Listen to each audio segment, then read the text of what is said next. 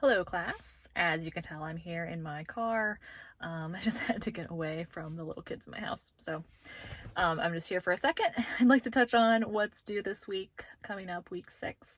And I'd also like to review kind of what the expectations are as far as questions and why we want you to limit them at this point as a counseling student. So most of the videos were very good. I still have a couple left to grade, but I would say the biggest problem area across the board would be asking multiple questions back to back. So what's your concern? What brings you in?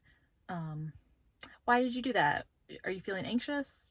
Things like that, that are multiple questions at once, or just bombarding the client with questions when you're not sure what else to say.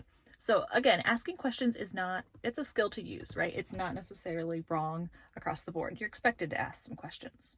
So it's the most effective if they're open-ended and if they're used to clarify some content or clarify information that is unclear. But of course you can ask a question, and you will be asking questions as a counselor.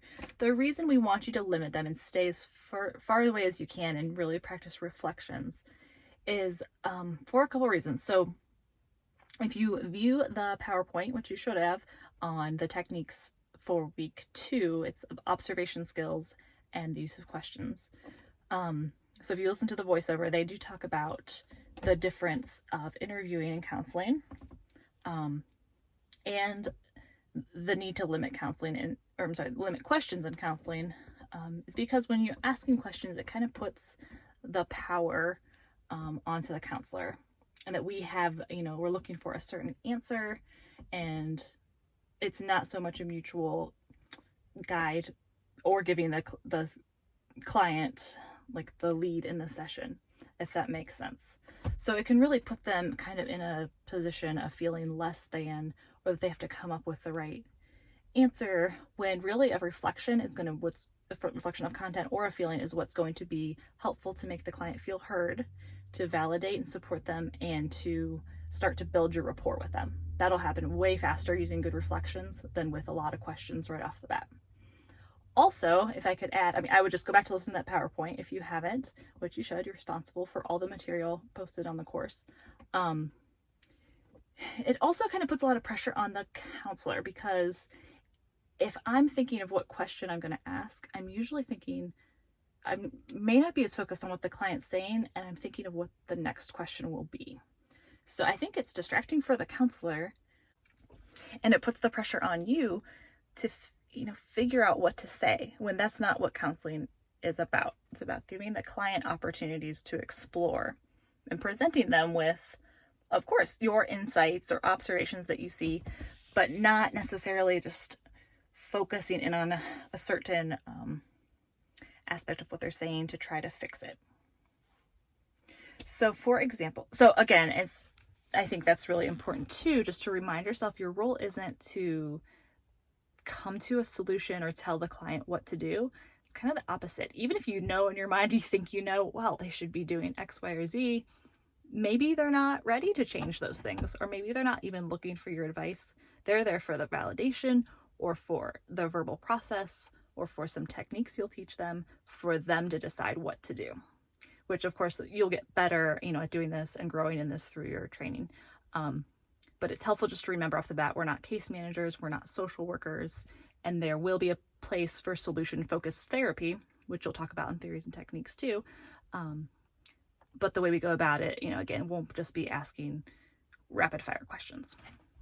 It's also really good to start off with a strong base of skills other than questions, so that we don't fall back on that and just kind of get into the habit of asking questions. So I want you to have strong skills to fall back on as a counselor that will really aid you. And I would say I use reflection skills all the time in counseling, and it works. It really does.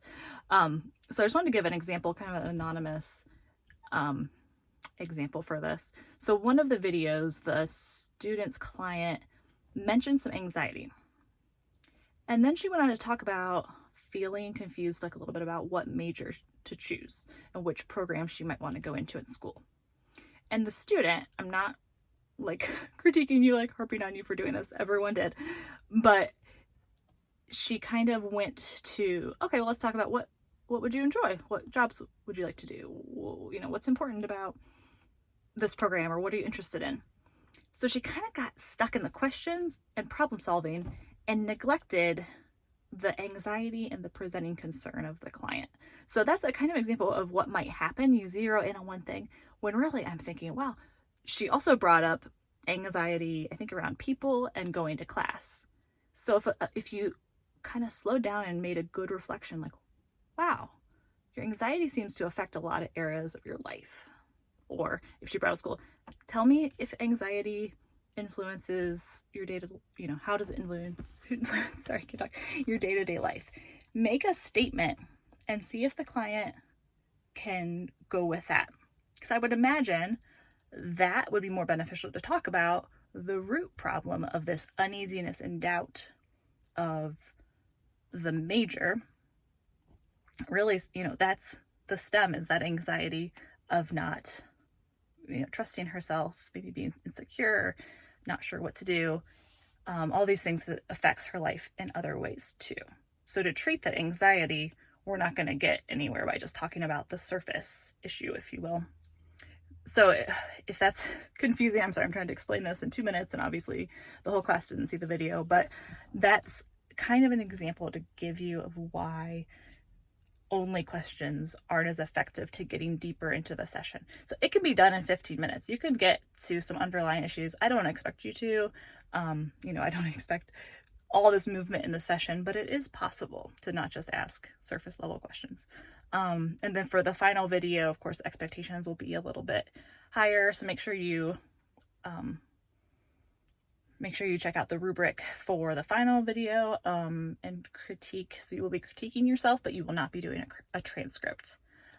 So basically it'll be everything we've worked on through this semester and the skills we've done. And I think there's this category specifically for empathy. Make sure you're showing empathy to the client. And I can't remember what else offhand.